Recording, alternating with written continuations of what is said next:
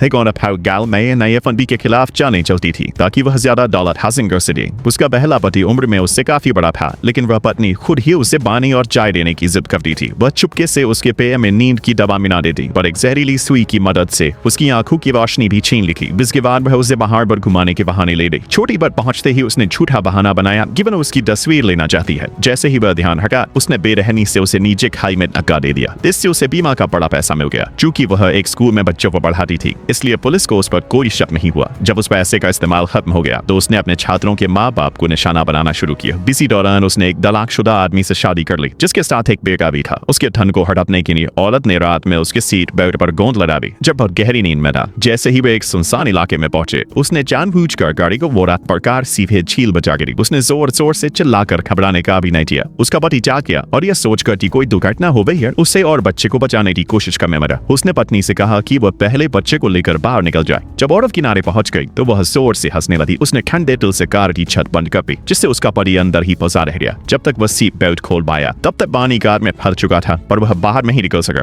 आखिर में वह वहीं डूब गया। उसके अंतिम संस्कार के दिन औरत बिना समय गंवाए दूसरे पुरुषों पर मुस्कुराने लगी। ये नजारा उसकी सास ने देख लिया। उन्हें तुरंत शक हो गया कि उसके बेटे की मौत के पीछे जरूर उसकी बहू का हाथ है। उन्होंने गुस्से में आकर बहू से सामना किया, लेकिन वह चुपचाप मासूम बनने का नाटक करती रही। कुछ ही समय बाद औरत ने अपनी सास पर केस कर दिया और सौतेले बेटे की कस्टडी मांगने लगी। बेटे की मौत से टूटी हुई वह बुजुर्ग महिला अब अपने पोते को भी खोने वाली थी। कोर्ट में वह अपना गुस्सा नहीं रोक सकी और खूब चीखी चिल्लाई, लेकिन औरत लगातार मासूम बनने का ढोंग करती रही। उसे लगा इससे वह अदालत में जीत जाएगी, लेकिन न्यायाधीश ग्वांगना को कुछ गड़बड़ महसूस हुआ। उन्होंने औरत का नाम एक शीशे में लिखा और उस नाम के साथ ही उसके सारे गुनाह सामने आ गए। असल में ग्वांगना कोई आम जज नहीं थी, वह नर्क से आई एक दैवीय न्यायाधीश थी, जो पापियों को उनके कर्मों का फल देने के लिए इस धरती पर भेजी गई थी। उसी रात ग्वांगना ने औरत को कॉल किया पर बताया कि उसने उसके सभी जुर्मों के सबूत इकट्ठा कर लिए हैं और उसे उसी झील के पास बुलाया जहां उसने अपने पति की हत्या की थी। डर के मारे वह झील पर पहुंची, लेकिन वहां उसने जो देखा उससे उसका खून जम गया। झील के बीचों बीच से उसका मरा हुआ पति अपनी कार समेत उसकी यह पहली बार था जब इंसानों का सामना धरती पर किसी एलियन सभ्यता से हुआ। लोग डर गए थे कि एलियन हमला कर सकते हैं, लेकिन सबको हैरानी हुई जब एलियन स्पेसक्राफ्ट ने कोई हमला नहीं किया। वो जमीन पर उतरे और अपने चारों ओर क्रिस्टल की दीवार बना दी। सरकार ने उस जगह को चारों तरफ से घेर लिया और जांच के लिए जैक नाम के एक साइंटिस्ट को भेजा। जब जैक उस क्रिस्टल के पास पहुंचा तो उसे दरवाजा दिखने लगा। जैसे जैक को अंदर बुला रहा हो, जैक थोड़ी देर रुका,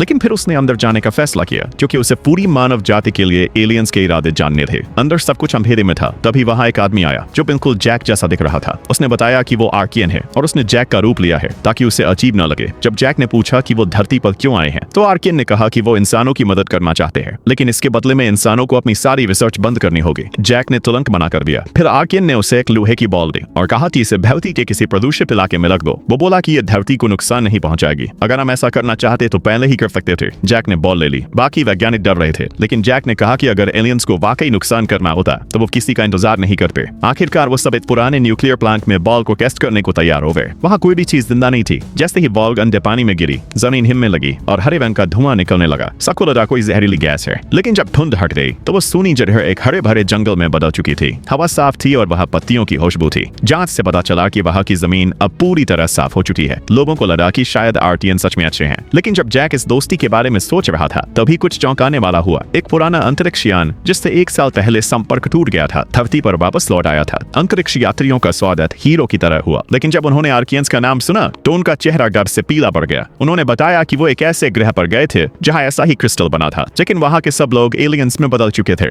यह आदमी हमेशा अपने बाएं हाथ से मुक्का मारता था, क्योंकि लोगों का मानना था कि अगर उसने कभी दाएं हाथ से वार किया तो सामने वाला सीधा स्वर्ग पहुंच जाएगा। लेकिन एक दिन उसकी मुलाकात एक ऐसे आदमी से हुई जिसके बाल घुंघराले थे। वो आदमी बहुत घमंडी था और उसने खुद को मरीन कॉर्प्स का पुराना सैनिक बताया। तो जैक को कभी गंभीरता से नहीं लेता था। दोनों ने अपने अपने विरोधियों को आसानी से हरा दिया। अब उनका मुकाबला आपस में होना तय था। चैंपियनशिप से पहले कोच ने घुंघराले बालों वाले को चेतावनी दी और कहा कि वो आज तक कभी हारा नहीं है, लेकिन उसने कोच की बातों पर ज्यादा ध्यान नहीं दिया और उसे फिना का एक टैटू दिखा दिया। मुकाबला शुरू हुआ। पहला हमला घुंघराले बालों वाले ने किया। उसने लगातार हल्के मुक्के मारे। जैक ने शुरू में सिर्फ बचाव किया, फिर अचानक उसने अपने बाएं हाथ से एक जोरदार मुक्का मारा, जिससे घुंघराले बालों वाला आदमी घुटनों के बल गिर गया। थोड़ा संभलने के बाद उसने चालाकी से जैक को उकसाया और जानबूझकर अपनी एक कमजोरी दिखाई ताकि जैक फिर से बाएं हाथ से हमला करे। जैसे ही जैक ने बाएं हाथ से वार किया, उसने तुरंत पलटवार किया। जैक गिर पड़ा और वो आदमी मुकाबला जीत गया। लेकिन ये सब सिर्फ उसकी कल्पना थी। असल में कहानी कुछ और ही थी। मैच के बाद कोच ने उसे सिर्फ टैक्सी का किराया दिया। तभी जैक आया और उसे खाना खाने के लिए बुलाया। बातचीत के दौरान पता चला कि घुंघराले बालों वाला आदमी, जिसका